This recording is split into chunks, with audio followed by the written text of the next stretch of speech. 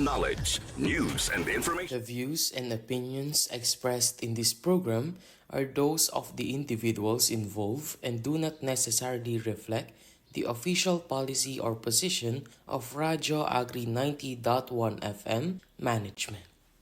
The Pinakabagong teknolohiya ng Philmec, ating tuklasin ang mga bunga ng pananaliksik ng ahensya sa post-harvest at mechanization. Dito lang sa Techno Pitch On Air tuwing Martes alas 11 hanggang alas 12 ng tanghali sa Radio Agri 90.1. Techno Pitch On Air, making waves for Philmec technologies with Jet and Jonah, bringing you the latest in post-harvest and mechanization. Communicating technologies that matter to the farmers and fishermen. This is Techno Pitch On Air, making waves for Philmec technologies. Broadcasting live from DZDJ Radio Agri 90.1 FM, kasaganaan para sa bayan. Ayan, good morning to all our listeners on air and online. Welcome to the episode 13 of TechnoPeach On Air, making waves for Philmec Technologies. Only here on Radyo Agri 90.1 FM, kasaganaan para sa bayan. We are your program host. I am Marife Carpio. And I'm Jet Subaba. We are bringing you the latest in post-harvest and mechanization.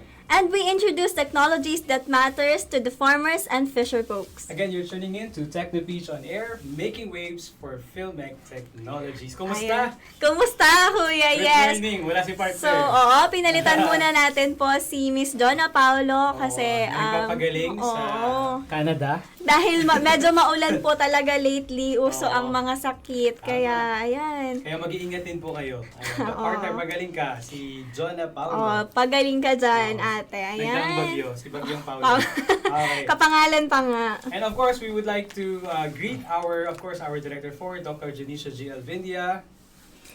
Sir Joel Vidator. And all our division chief and Philmec staff, yung mga guards on duty nagtatampo, ito po, binabati na po namin kayo. Ayan, hello po sa inyo. At utilities at yung mga drivers natin na nakikinig sa kanilang mga radyo, sa mga sasakyan. Sa mga listeners natin na nagluluto na, naglalaba, Yes, kung ano man po lunch yung na ginagawa pala. ninyo, nakikinig, inaabot ng ating programa ngayon sa Radyo Agri. Magandang umaga po sa inyong lahat. And syempre yung ating mga ka-office dyan, mag-ingat po tayo lahat. Kahapon lang maulan, pero ngayon sobrang taas na naman ang araw, kaya uso ang sakit. Mag-ingat po tayong lahat. Ayan, so partner, ginagawa natin ang program na ito para ipakilala ang iba't ibang teknolohiya dito sa Philmec. Hindi lang sa mga adopters, but for the would-be adopters. Baka makita nila na angkop sa kanilang mga operations yung mga technologies na meron tayo dito sa Philmec. Yun, tama. Tama ka, partner. And through this program, malalaman nila ang mga impormasyon ukol sa ating mga teknolohiya na pinag-uusapan katulad sa ngayon. Kaya naman, para sa ating mga online viewers, maaari po kayong magtanong related sa ating pinag-uusapan or pag-uusapan sa ating comment section para sa mga nakatutok sa ating FB live stream. At para naman po sa mga nakatutok sa radyo, meron po tayong text hotline. Mangyari lang po, mag-text kayo sa 0962-119-7445. Partner, i-plug din natin yung iba nating mga social media. Ayan, so may account po tayo sa Facebook, X, Instagram, and YouTube at Radyo Agri 90.1 FM. And yung episode replays po natin ay pwede nating panoorin sa YouTube channel natin. And yun, nasabi nga po ni partner, ang ating text hotline, 0962-119-7445. Ayan. So, are you guys ready for our featured technology today na ipipitch natin on air? Yes, I think they're ready. Ako lang sabi para sa kanila. Ang ating techno-feature para sa araw na ito ay isa pa rin pong social researcher. Katulad ng ating mga naging techno-features last episode. Siya po ay from the Social, Economic, and Policy Research Division. Ayan, mga Karadyo Agri. Mga Karadyo Agri, let's welcome our dedicated and hardworking researcher of Philmec, Mr. Jego Talplacido. Yay! Welcome. Ayan, kumusta Sir Jego, Mr. Jego? Yes. Okay Bati mo. Bati ka muna sa ating mga viewers, mga nakikinig din, listeners. Good morning to everyone. Magandang araw sa lahat. Naimbag nga bigat kada kaayo amin para sa mga Ilocano nating viewers or listeners. Maayong buntag sa imong tanan para naman sa mga Bisaya. Batiin ko lang din yung nag-accommodate sa amin last week, sila Sir Egay, nasa Mindanao po kami. Actually, kakagaling lang po namin sa travel din. Nagkaroon po kami ng loss measurement pero different commodity, kalamansi naman po. Okay. Mukhang dumidiretso na agad siya sa... Oo, sa nagbibigay na niya ng topic. clue. Yes. Grabe Oo, so may, naman. bukod dyan, kuya, parang nakita ko kanina, meron kang babatiin. Medyo marami Medyo yata marami. sila. Batiin mo na agad. Babatihan ko ang ever supportive naming mga boss sa Socio-Economic Policy Research Division. Unang-una si Ma'am Cecil, si Sir Rodel, Sir Egay, si Sir Hernais, at ang aking mga ka-project ngayon na si Libert, si Michi, at ang dati kong mga ka-project, si Engineer Marvin Estemada, tsaka si Kenneth Salamanca. Ang mga kasamaan ko sa baba na ibang value chain projects din, sa Team Mango, Paula, Ria, Nathan. Sa Kalamansi naman po si Kale Marsman at si Engineer Aison. Batiin ko din po yung parents ko, ate ko, kuya ko. Hello sa inyo. po. Difference po, si Bren, si Jane, si Jel, si Pat. At ang mga friends ko naman po na si El, si Ira, at si JM. Ang kaibigan ko po si Kit Senjao ng Friday Attack, si Utol James ng Cafe Lily, si JR, si Aki, si Brando, JJ, Ella, at Lia. Yan lang po. Ayan. Yun lang ha. Yun lang. Yun At lang least po. may list.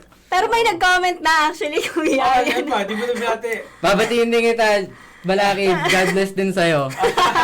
Si Gian Carlo. Hello, Gian. Ayan. Kamusta ka na? Okay. Sige. Ayan. So, tapos na ang batian. Tapos na. Mukhang Oo, pwede na mukhang magtapos. ready na. Hindi, mag-ready na tayo. Ay, Ayan. para sa ating first question, siyempre medyo chill muna tayo. Maaari bang bigyan mo kami, Sir Jaigo, ng background, okay? Sa iyong ginagawa. Para naman yung mga listeners natin, malaman nila kung ano yung ginagawa ng isang social researcher. Okay. Bigyan ko lang po kayo ng overview. Sa Okay. kabuuan po, ang aming project ay may title na Value Chain Improvement of Onion in Major Producing Areas in the Philippines. Ang layunin po nito ay tukuyin kung gaano kalaki ang post-harvest losses ng sibuyas at makabuo ng angkop na technology intervention o paraan upang mabawasan ito. I-breakdown po natin siya. Meron po tayong 3 study. Ang una po ay ang value chain mapping, kung saan nagsasagawa kami ng key informant interview, focus group discussion, at survey sa iba't ibang stakeholders ng Onion.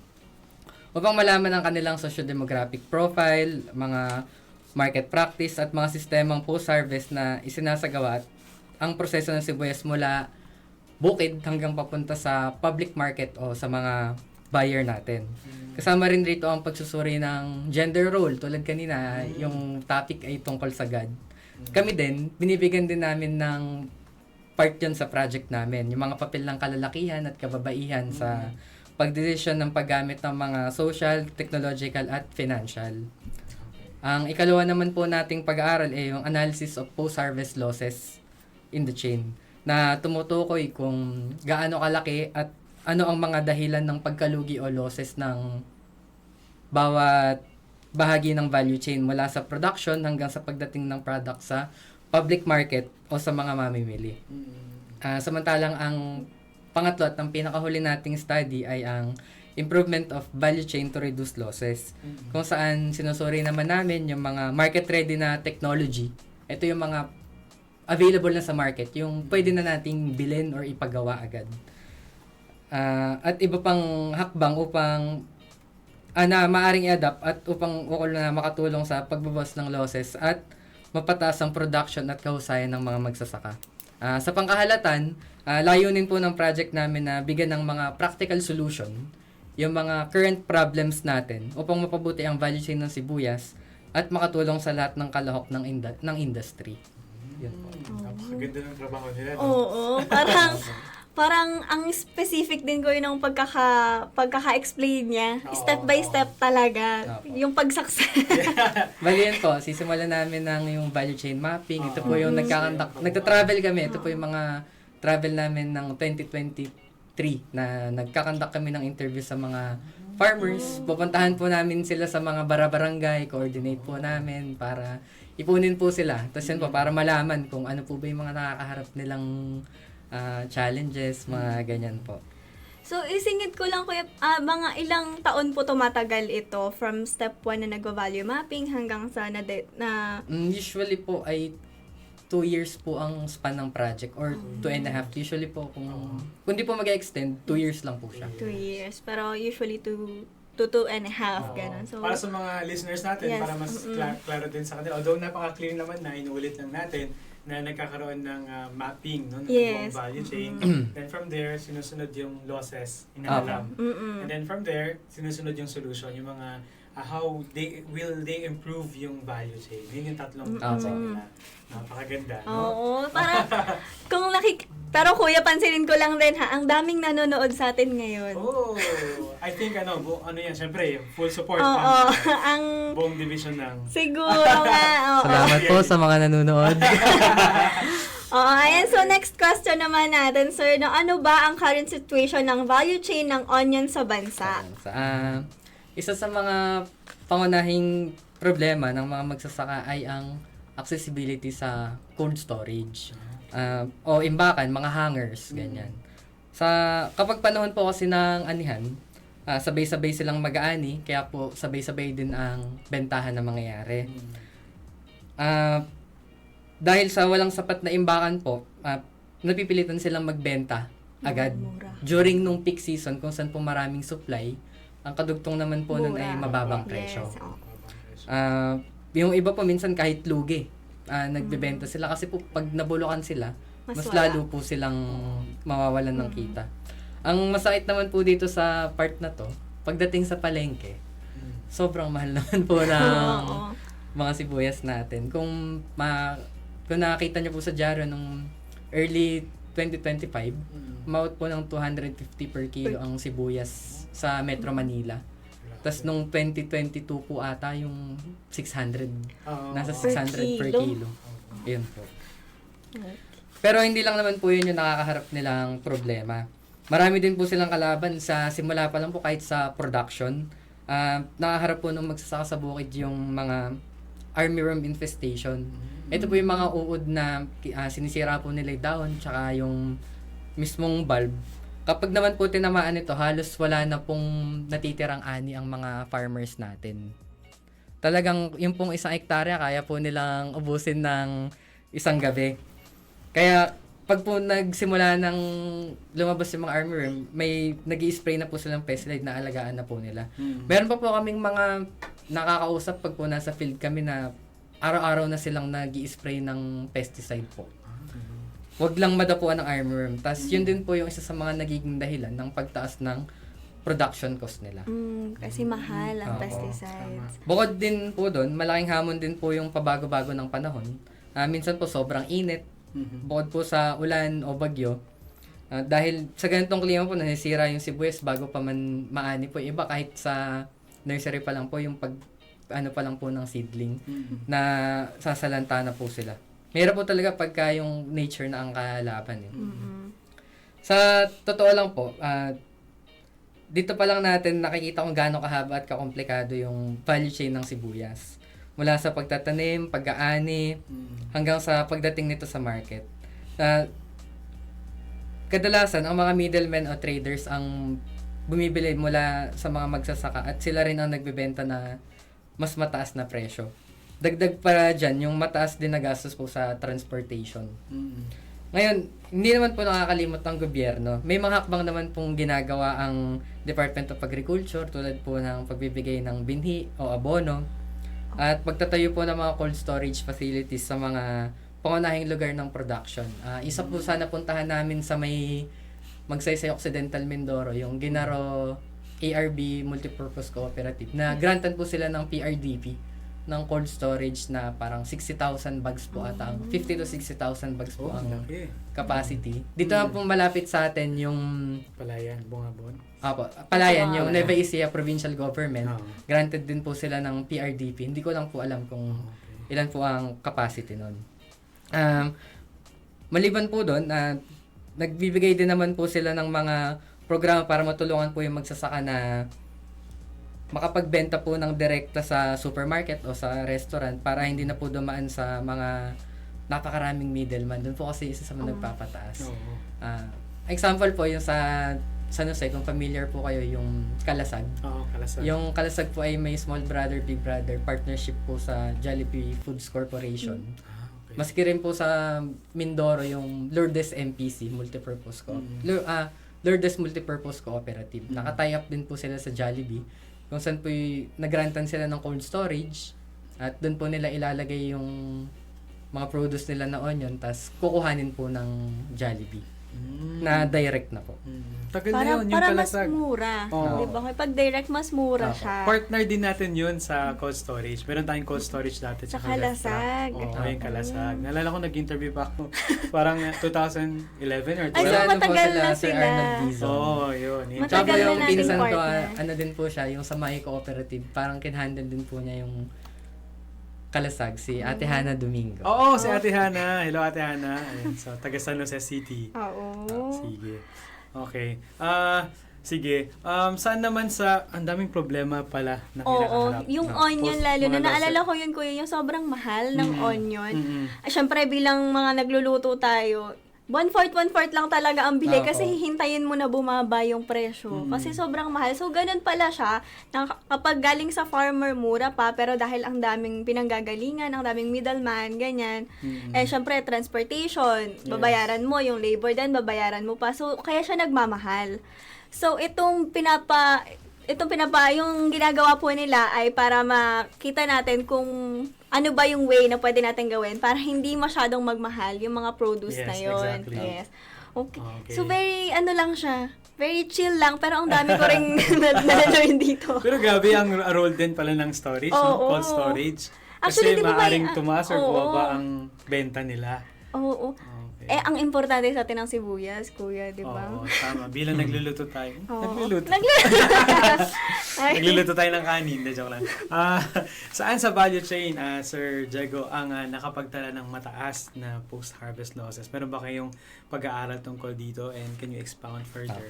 Ang may pinakamataas po na post-harvest losses sa ating chain ay ang cold storage para po sa bulb onion. Okay. Nakadepende po kasi yung paglalabas ng mga stakeholders sa kasalukuyang presyo Mm-mm. or running price.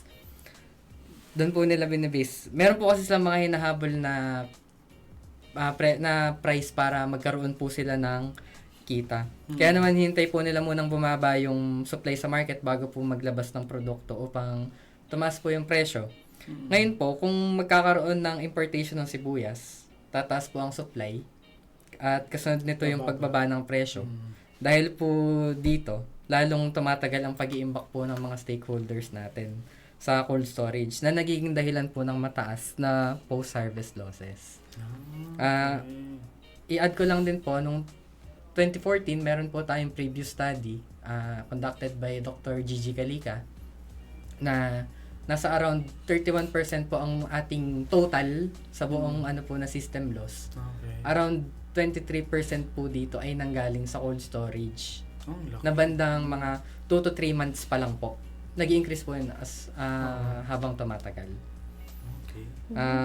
Samantalang i-add ko lang din po sa multiplier onion, kung tawagin naman sa Ilocos na lasuna, dito naman po sa ating mga Tagalog ay tanduyong. Sa pag-iimbak naman po ng planting material nila o binhe, ang nagdudulot ng malaking losses. Kasi po, aanin sila ng mga bandang April, May, tapos titignan po nila kung pwede na po ng bandang October, November, December. Depende po kung sa klima ng panahon. And yun po, nasa 30 to 40% naman po ang range ng mga nagiging losses nila. Ang laki nang nawawala. Yun po. Okay, ang laki nung Ang laki nang nawawala sa atin. Yan yung kabuuan, Oo, 30 to 40. Kapag po yung sa planting material Yung sa buong only system? lang po yun. Okay. Yung buong system ng onion production ay ilan yung losses? Sa 31%. 31. 31. Noong 2024, ay noong 2014 po. 2014 pa. 2014. So, 11 meron pa kayong years kinakandak ago. ngayon Apo, na ngayon study. So, Pero ang laki pala nung nawawala. I mean, So, nawawala lang. every Basta. 100, 31 doon ang nawawala. Sa ano pa lang po yun, na 2 to 3 months pa lang po ng pag-i-storage. 2 to 3 months pa lang yun. Storage. May inaabot po ng 4 months, 5 months, 6 Kasi yung months. cold storage ang Cold ginagamit. storage po. Hindi yung nasa ibabaw ng mga ano, Yung pong hard multiplier onion, yun po yung... yung shallot, no? Apo, yun po yung near roof. Yun pala yun. Okay. Iba-iba kasi yung mga onions. Ang dami. Actually, meron ding onion sila, Sir Marvin. Meron din silang hot temp na, Apo. yun yung parang Yung- ginagawa ano nila nga yung pangalan dito. nun? High temperature High storage. temperature storage. Nag-cover din ako ng ganong story sa Ilocos. Tatlo sila. Oo. And ang they layo found it din. effective. Actually, sa health, pinakamalaki yun. Sa future, i-guess natin, Sir okay. Marvin. Yeah. Anyway, sige. O, tuloy natin Ayan. So, next question naman, sir. Ano-ano naman ang mga naging recommended inventions ng PhilMech to improve the value chain? Sa pag-aaral po kasi natin, doon po tayo sa pag-i-storage ng sibuyas, ng bulb onion, tsaka po ng multiplier onion. Kung saan meron po tayong tatlong technology intervention. Ito po yung na-mention nyo kanina, Miss Mafe, yung high temperature storage structure. Pangalawa naman po ang paggamit ng Magic Grow as post-harvest treatment. Magic Grow. Tapos ang reintroduction po ng curing para naman po sa bulb onion. Unahin po natin ang high temperature storage structure. Para sa bulb, ito po ang kisilbing alternative na storing method compared po dun sa cold storage. Bali, dito po, i-design po ito para sa short-term storing, mga 3 to 4 months po siya. At gumagamit po ng init at maayos na ventilation para po mapahaba ang shelf life ng bulb onion. Bali, ito din po kasi ang nagbibigay ng option sa magsasaka na huwag agad ibenta. Tulad po nung kaninang mga problema natin. Pagpuanihan, sabay-sabay. Dito naman po, pwede nilang i-delay yung pagbenta nila ng, mga 3 to 4 months. Mahalaga po yun na mabigyan sila ng option na sa panahon na kapag po nag-abot kasi ng full maturity, kailangan na po itong anihin kaagad dahil sabay-sabay ang pag-ani ng magsasaka. Kailangan nila ito agad i-dispose po or ibenta. Dahil sabay-sabay ang pag-ani ng magsasaka, tataas ang supply, bababa ang presyo ng sibuyas. Na nag-resulta, yun po. Tapos sa tulong itong HTS, maaari nilang ma-delay na ang ani, mapanatili ang kalidad nito hanggang sa, ito po, inaayangat din po niya ang potential na kita ng mga magsasaka. Para naman po sa multiplier onion, karaniwan nag-iimbak po ng planting material o ng binhi sa kisame. Ito po yung na-mention nyo kanina, Sir Jet, yung sa mga near roof. Meron po kasing 7 yun. Ang isang advantage po kasi ng HTSS, ang 7 po kasi ay chemical. Pag po kasi HTSS, nakahiwalay po siya sa mismong bahay nyo. Yung po kasing iba, kunwari nasa dining area, nandun, or nasa sala. Ganun po. Wala siyang sariling Oo, yung ganun yung bahay. sa Ilocos sinasabi ko. And isa talaga na binabanggit nilang benefit sa health nila. Hindi na mabaho yung bahay. Kasi nandun talaga sa Ilocos Ilocos Norte. Tsaka yun, mahapdi siya sa balat kapag ka na punta sa'yo. That's why. Ang daming benefit nito. HCS pa lang yun. Meron pa siya. Meron pang iba. Meron na nila. Sige, Jego. Tuloy mo yan. Po, parang ito po kasi ay nakapag-store, nag-store po sila sa kisame ng humigit kumulang mga 5 to 6 months, depende po sa lagay ng panahon.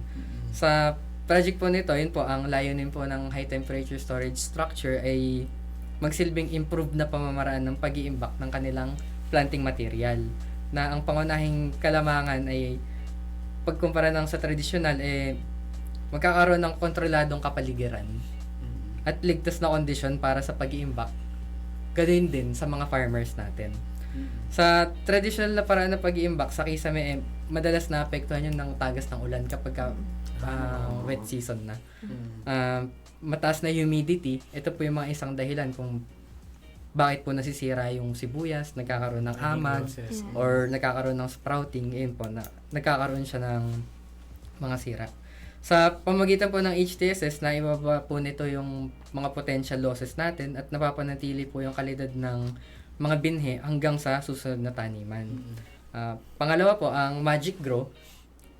Isa po itong biofungicide o biocontrol agent na naimbento po ng ating director na si Dr. Janicio G. Albinja.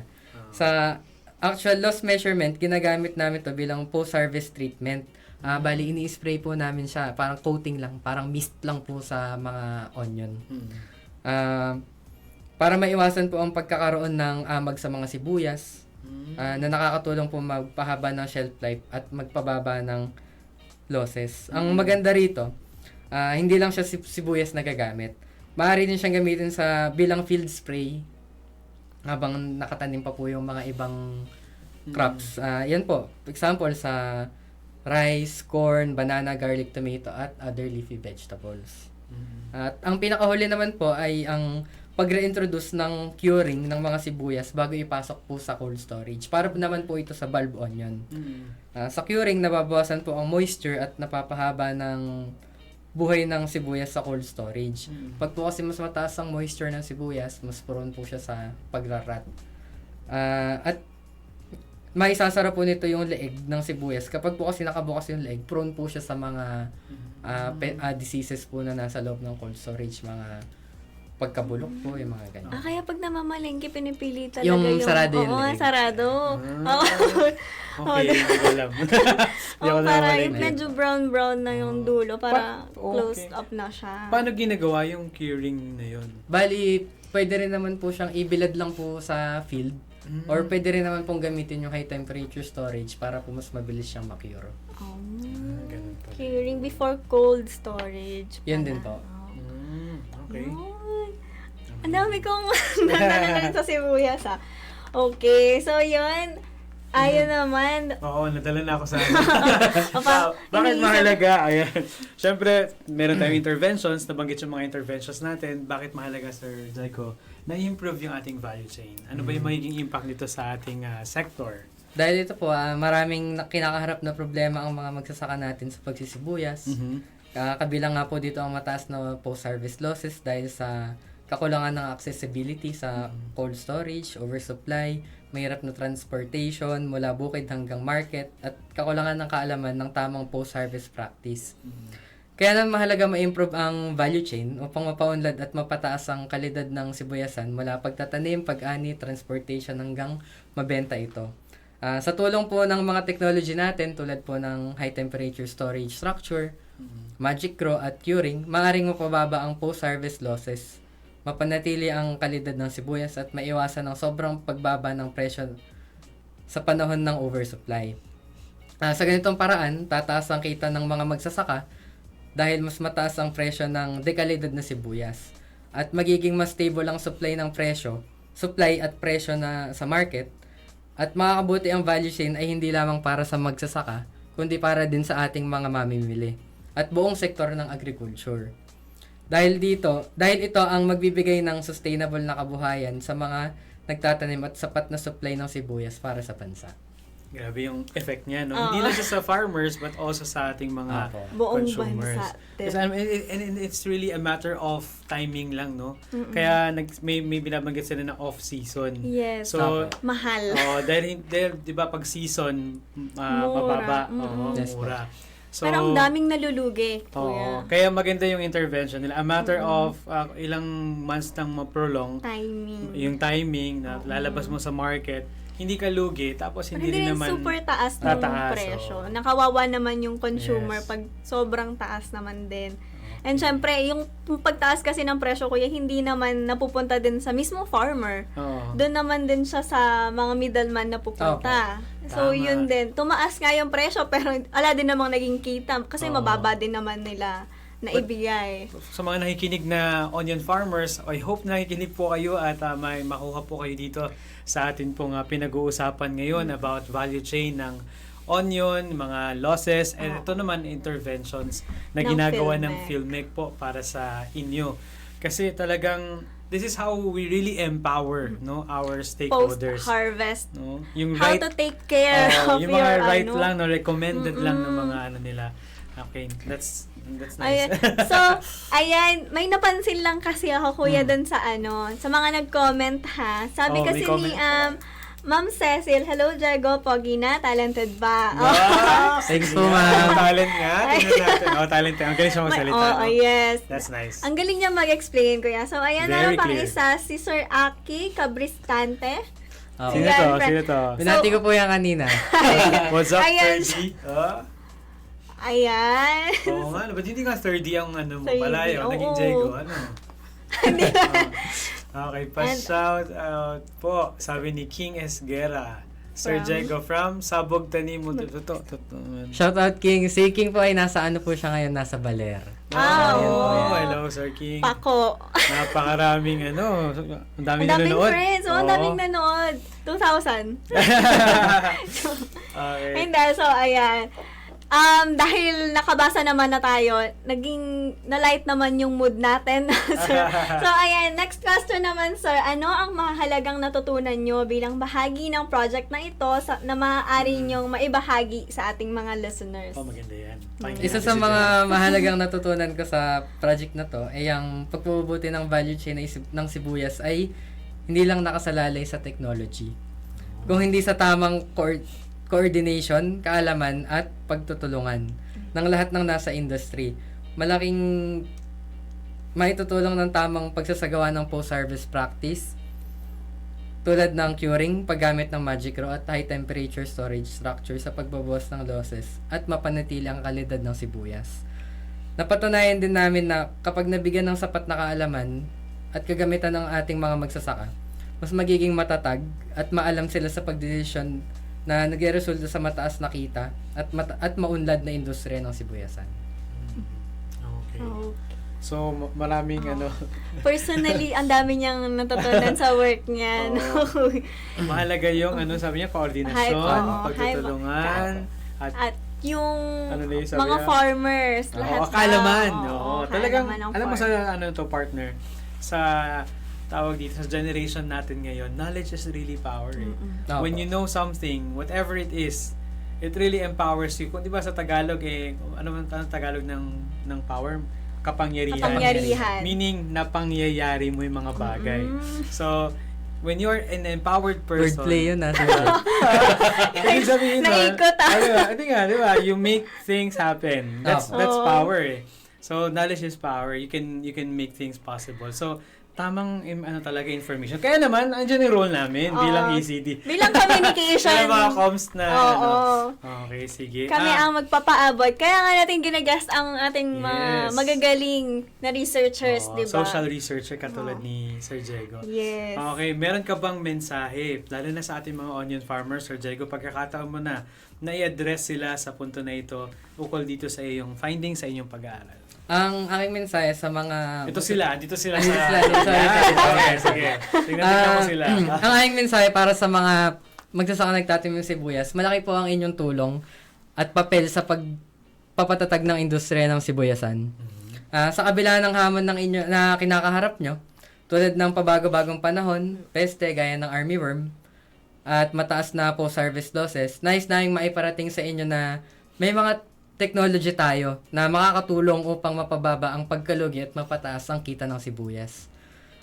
Sa tulong ng high temperature storage structure, magic grow, at ang curing bago ang cold storage, napatunayan namin kaya namin mapanatili ang kalidad ng shelf life ng sibuyas. Kaya hinihikayat namin kayong yakapin ang mga makabagong teknolohiya at makipagtulungan sa mga ehensya tulad namin ng DA at Department of Agriculture upang mapalago ang ani, kita at supply ng sibuyas para sa bawat Pilipino. Next naman, sa mga nakikinig ng mga onion farmers, ha? Oo. Grabe naman yung mensahe ni Sir, oh. Ano lang po, additional lang sige po. Wala po kasi akong PowerPoint. Ipakita ko lang po din yung itsura para may idea po kayo sige. sa High high temperature Ayan, storage pakita mo dito structure. sa Ito po. iyong, ayan. Ayan. Kita niyo po ba? Yan pala yung Parang high po siyang temperature tunnel storage. type na greenhouse. Oh. Pero with exhaust po siya para po sa ventilation. Okay. So, yung madali polyethylene lang. ba tawag doon sa plastic na, plastic. yan? UV plastic po UV yun. plastic. Okay. So, yung mga farmers po natin, onion farmers natin na gusto sigurong itry yan, Opo. saan po natin pwedeng i-request? I mean, Actually, paano meron po natin sa website natin, nakapost naman po doon yung mga technology. Yes. Siguro po, pwede mo po mag-email sa atin. Oo. Or, pwede rin naman po siguro dito sa page. Oo, yes. Tapos, i-connect po natin kung sino po ang SCPRD. Yes. Tapos SCPRD.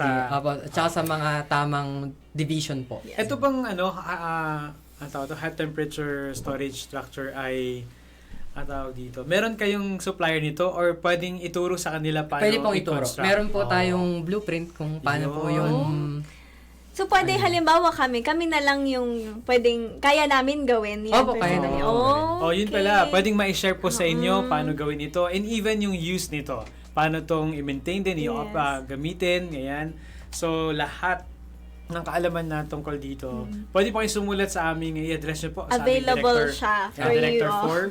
Dr. Junicio G. Alvindia, through email od@philmec.gov.ph od@philmec.gov.ph At yun po, maaari nyo pong banggitin ang ukol dito para makipag-meet kayo kila Sir Diego ng sa SEPRD para masimulan nyo na po yung pagbabago na nais nyo sa Yes. inyong mga onion farms. Hindi at onion tayo production. nalulugi, hindi lang pagod ng pagod. Kumikita Yes. din tayo, di ba? Oh. Yan ang sense ng Department of Agriculture, ng gobyerno sa ating mga farmers. Ako, maraming salamat.